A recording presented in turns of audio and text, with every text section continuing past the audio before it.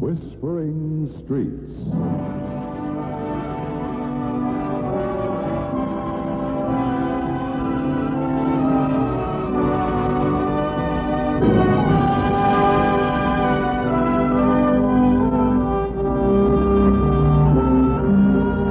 And here is Hope Winslow.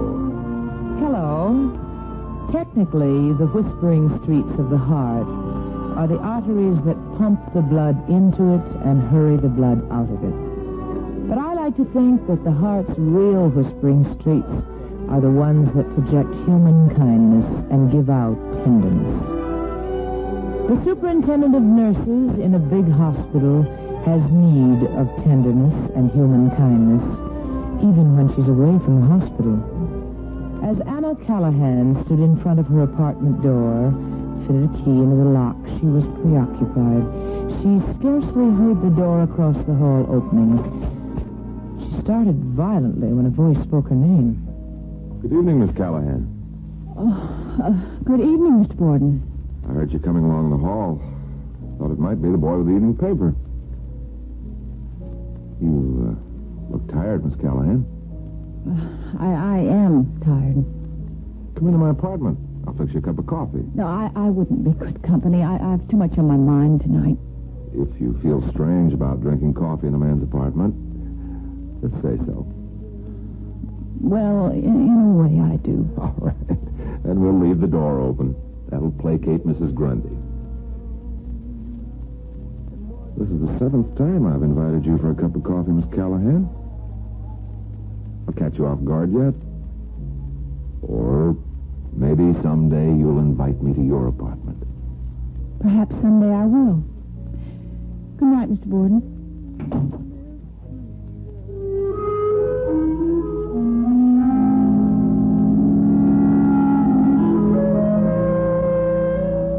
Reed Borden stood staring at his neighbor's tightly shut door with a rueful smile on his mouth. After a moment, he shrugged and closed his own door. If he muttered something about women who were too darned absorbed in their jobs, you can't blame him. But this evening, Anna's mind was occupied with someone who was a part of, and yet apart from, her job. Just an hour ago, she pushed open the door of a hospital. Don, how are we today? All right, I guess, Miss Callahan. Oh, you look fine. You'll be sitting up before long. I'm trying hard to sit up. Oh, that's why you're making progress. Well, shall we gab for a while? You bet. I sort of wait all day for our gab fest, Miss Callahan. I believe we're sweet on each other. You know, you might have been my son, Don, if I'd been lucky enough to have a son. Oh, you're much too young to have a 12-year-old son like me. I don't remember my mother or my pop either. You lived with an aunt before you came here, didn't you? Uh-huh. And May has 5 kids of her own. She's been counting years until I was 16 so I could get a job. And now that I'm without legs, I suppose Aunt May won't want me back. I'll be hard to take care of, and she'll have to wait on me hand and foot until I get used to the artificial legs, if I ever get used to them. I've been thinking about it lots. Oh, well, don't think about it too much, Don. Just let things drift. It isn't hard to let things drift during the day, Miss Callahan, but when night comes,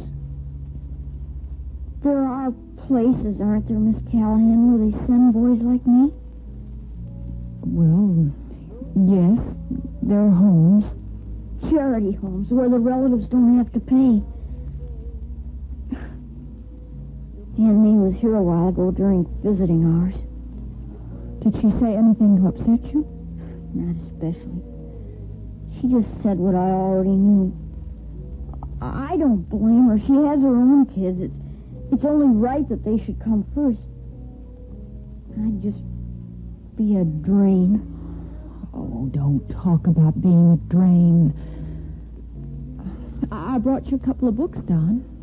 Oh, gee, thanks. And I talked to the lady down at the gift shop on the main floor. She's got a sample radio, and she'll lend it to you gladly. Oh, everyone's so nice in this hospital. I hate to leave, Miss Callahan. Oh, that's a great recommendation, Don. Well, I know what's what here. I know what isn't what. But when I leave the hospital, I won't know for nothing. I guess that happens to most boys, though, when they get to be crippled all of a sudden without any warning.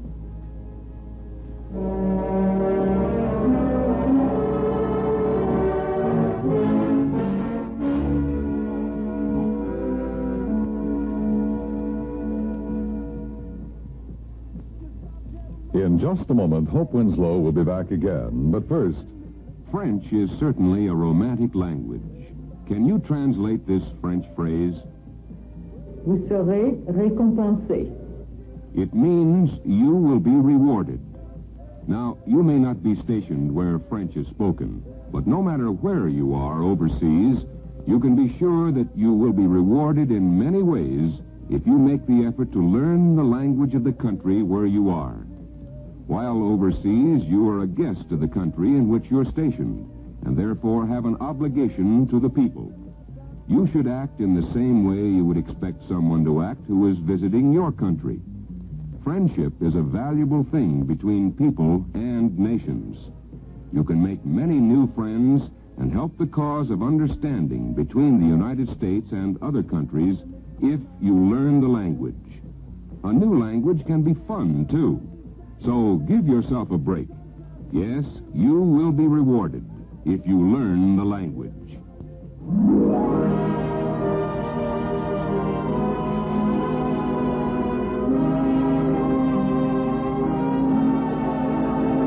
and now back to our story with Hope Winslow. After scores of x-rays and consultations and blood transfusions, Don's legs had been amputated. There was a fund in the hospital for needy accident cases. The surgeon had wangled it so that Don was temporary beneficiary. And during the long days and weeks, he'd become the hospital's pet and Anna Callahan's obsession. She was so preoccupied the next morning that she didn't see her across the hall neighbor emerging from his flat as she emerged from hers. Is anything wrong, Miss Callahan? I spoke and you didn't seem to hear me. Oh, I didn't see you, Mr. Borden. My mind was On your job. Yes? on one phase of my job. The janitor tells me you work in a hospital. Yes, I do. I'm superintendent of nurses. That must be dreary work for a feminine woman like you. I wouldn't have called you a feminine woman last night, or last week, or last month. But this morning, there's something disarming about you. My car's downstairs at the curb. May I drop you at the hospital? Why, I know. You usually take a bus. I also know from experience that the buses are usually crowded at this hour. Don't bite off your nose to spite your face, Miss Callahan. you're a persistent person, Mr. Borden. Ever since you moved in across the hall from me, I've had a great desire to be persistent. Driving you to the hospital is the first progress I've made in my very carefully planned campaign. Oh, I didn't say you could drive me to the hospital. But I may, mayn't I?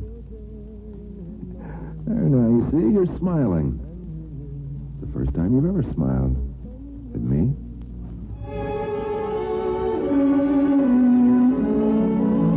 They went down together in the self-service elevator. They crossed the pavement, and Reed Borden unlocked the door of his car, helped Anna into it, climbed in himself. He threw the car into gear, and then they were worming their way through the 8:30 traffic. You know, you said something a moment ago that intrigued me. Yes? You said that your mind was on one phase of your job. And when you said one phase, your face softened as if by magic. May I be the inquiring reporter and ask you what you were thinking about when you stood in the hall as if you were a sleepwalker? Didn't quite know how you got there. Last night and again this morning. There's a boy in the hospital. His name's Don. Yes? He's just a little over 12, and all of his life is behind him. Why behind him? It's hard for a kid to get along without his legs. Without his legs? A double amputee? Yes. If only he'd grown up to be a soldier, he'd have gotten a DSC. But he lost his leg saving a smaller child. The youngster was playing in a crowded street, and a truck came roaring around the corner, and Don made a flying tackle and grabbed the youngster around the legs and threw it at the sidewalk. Was the amputation a must? Yes, it was. Our chief of staff himself performed the operation. That's the most I can say. Well, Don's parents will have to make it up to him in some way. In every way. He hasn't any. Oh, that's tough. He can't remember his mother or his father. He was brought up by an aunt. Well, if she's brought him up, she must be very fond of him, so She has children of her own. She was looking forward to the time when Don would be a wage earner, when he'd contribute to the family income. She doesn't want him now that he's incapacitated.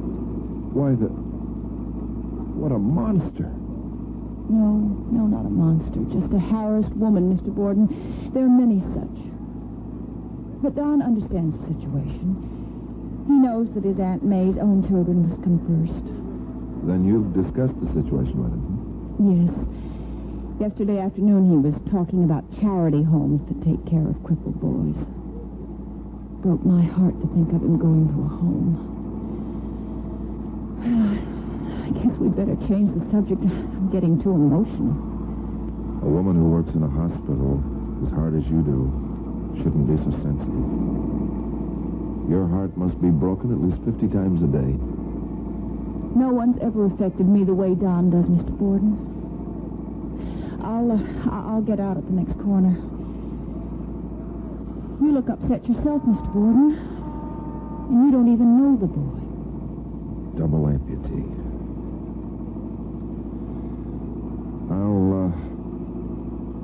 I'll tell you why I'm upset. One of these days. Oh, is there anything I can do for Don? Well, yes, there's one thing you can do. He looks forward to seeing me every day, but tomorrow's my day off, and he'll have a long, lonely afternoon with nothing to look forward to. I know it's asking a lot, Mr. Borden, but if you could drop in tomorrow at some time during the afternoon and If I could. I can and I will. Give me his full name, Miss Callahan, and his room number. I'll put it in your mailbox tonight. All right, I'll look for it. And here's your corner. Worse luck.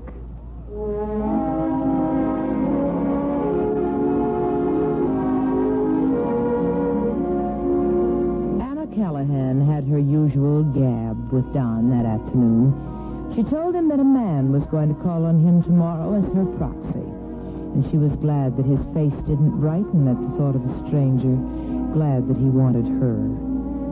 She went home, leaving Don's complete name and room number in Reed Borden's mailbox. She prepared a sketchy meal and went to bed surrounded by magazines. But the stories she read made very little sense to her. It was well past midnight when inspiration struck. Holding her heart, she spoke aloud in the stillness. Oh, I was stupid not to think of it before. Oh, it's been in the back of my brain for ages, but it never came clear until this instant. Oh, why have I wasted so much time?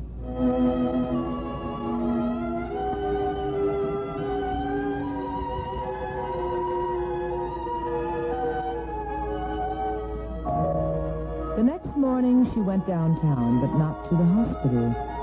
To her lawyer, David Creighton, an old friend.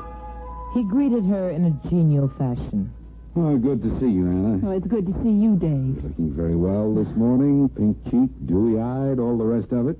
Nobody take you for a tough superintendent of nurses. Oh, well, that's a great compliment, Dave. It was meant to be. Now, what's your problem?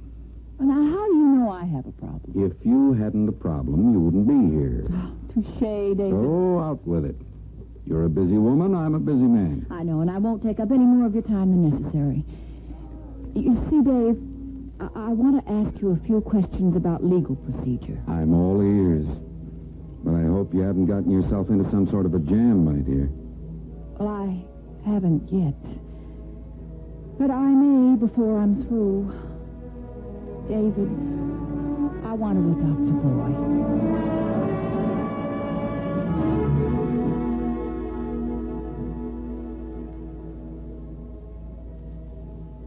In just a moment, Hope Winslow will be back. Suppose for a moment that instead of being one of today's men and women in uniform, you were to go back 100 years and become Billy Yank or Johnny Reb. How was military life during the Civil War? What about pay, for example? Well, it wasn't very much 100 years ago. Yankee privates received only $13 a month during most of the war. Privates in the Confederate Army received only $11 for a month soldiering. Worse yet, payments were often late, sometimes by as much as 6 months. Today's servicemen and women are, of course, properly paid for their efforts. What's more, the payments come on time. Yes, there can be a lot of improvements in 100 years. Today's soldier, sailor, or airman has a far more favorable pay situation than he would have had in the days of Billy Yank or Johnny Reb.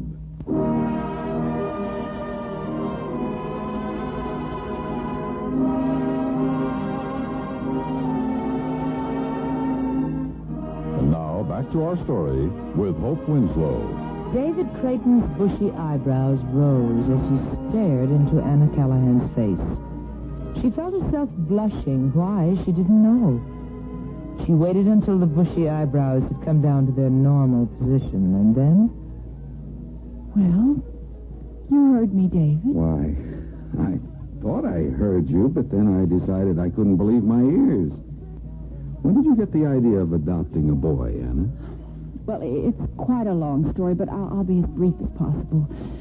When did I get the idea? Mm-hmm. It only came to me last night, David.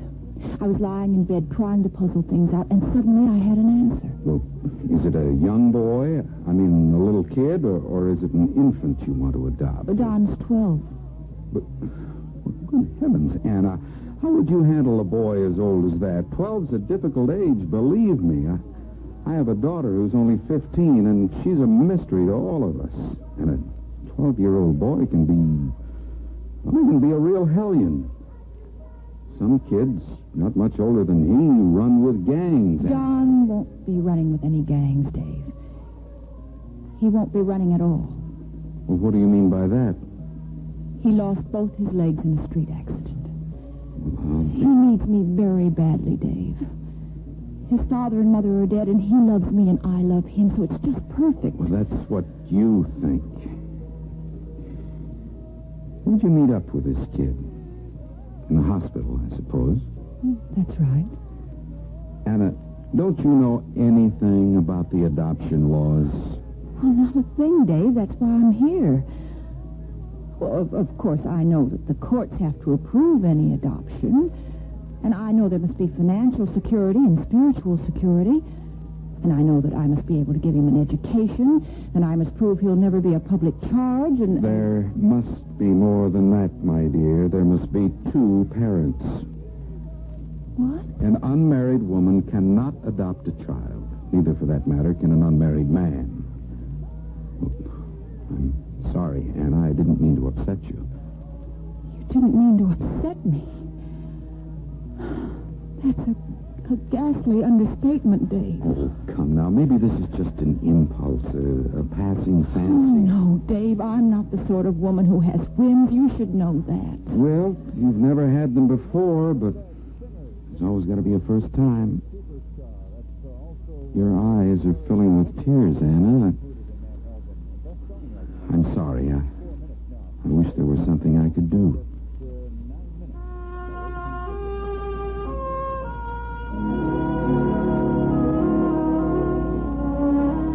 Anna Callahan wandered home desolately. By the time she'd reached her apartment, she felt as if she'd never cry again. She'd suppressed the tears too long. She lay on her bed staring at the ceiling, and hours passed. Suddenly there was a knock on her door, and she struggled up, brushed her hair back from her forehead, and went to open the door. Hello there, Miss Callahan. Look, I'm in a fix, and I thought that perhaps you could give me a suggestion of sorts, or... Great Scott, Miss Callahan, what in heaven's name have you been doing to yourself? Anna Callahan, superintendent of nurses, stood staring at her across-the-hall neighbor. And then she moved silently aside, and he came into the foyer, and she shut the door after him. She led the way into the living room, and when they were seated opposite each other... I've been looking forward to calling on you for a long while, Miss Callahan, but now... Well, the edge has kind of gone off the victory. If it is a victory. I'm so mad I could bite the heads off tacks, and of course it's lousy for the kid, too. The kid? Don. I thought about him all last night, Miss Callahan. When you told me about that double amputation, it just hit me right between the eyes. You see, my kid brother lost his legs somewhere in Korea. They did a beautiful amputation. It was a success. But the patient didn't live. It was around midnight, I guess, when I decided to adopt Don.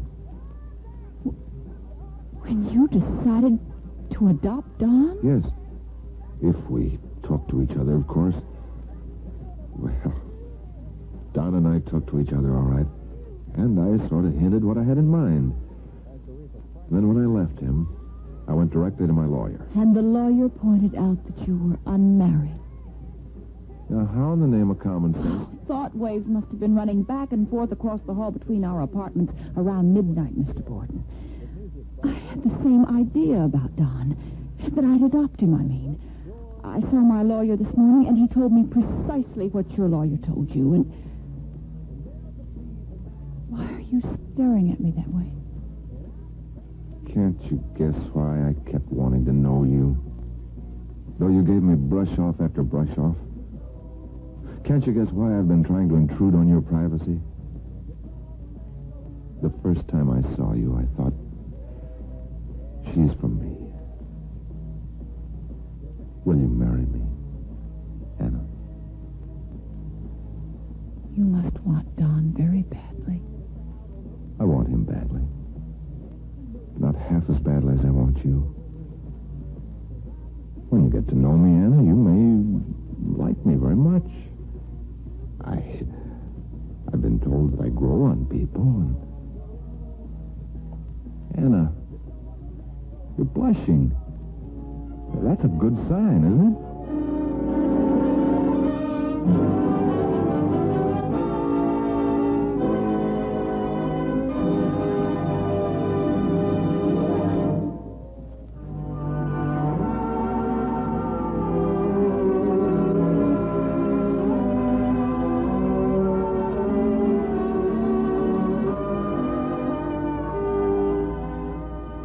Don's on the way to a home and happiness. Maybe he won't miss two legs so much now that he's going to have two parents.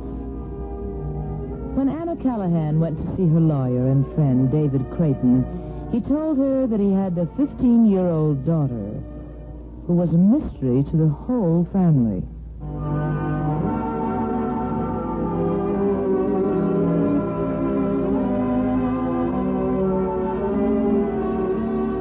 David Creighton, a fine lawyer who wasn't clever enough to analyze or solve a family problem.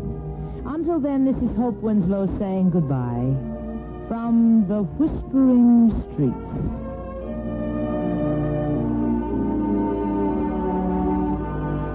Today's program was written by Margaret E. Sangster. Featured in the cast was Cathy Lewis as Hope Winslow. Others in today's story were Barbara Eiler, Olin Soule, Dick Beals, and Vic Perrin. Whispering Streets was directed by Gordon T. Hughes and produced by Ted Lloyd. Your announcer is Dan Cubberly.